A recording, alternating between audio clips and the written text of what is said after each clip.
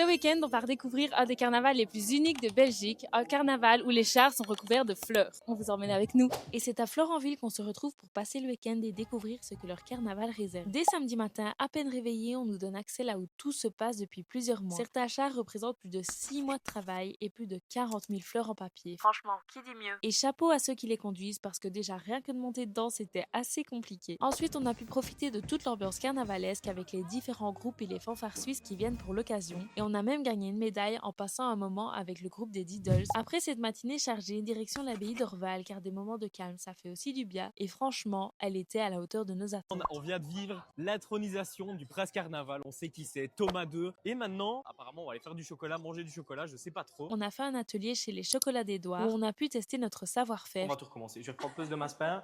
On va faire un éléphant digne de ce nom. Et on a même eu droit à un peu d'histoire et surtout à une petite dégustation. C'est d'ailleurs le moment de vous dire qu'on a eu l'immense plaisir d'être accompagné par la présentatrice de notre JT national durant toute cette journée. C'était super agréable et enrichissant de pouvoir échanger avec elle. Pour terminer cette première journée mouvementée, on a filé à l'hostellerie Sainte-Cécile pour un super repas avant de rentrer dormir dans notre logement insolite, mon lit dans l'arbre. Et déjà quelques heures plus tard, on se réveille parce qu'aujourd'hui, c'est le tant attendu cortège du carnaval de Florenville. Mais avant ça, on profite encore un peu du calme et de notre logement pour recharger nos batteries à 100% et puis on reprend la direction de Florenville. On a pu voir les chars prêts à partir, sentir l'ambiance monter et même croiser le Prince Carnaval 2026. Et puis le cortège a commencé. Voir l'aboutissement de plusieurs mois de travail défiler sous un beau soleil, c'était vraiment splendide.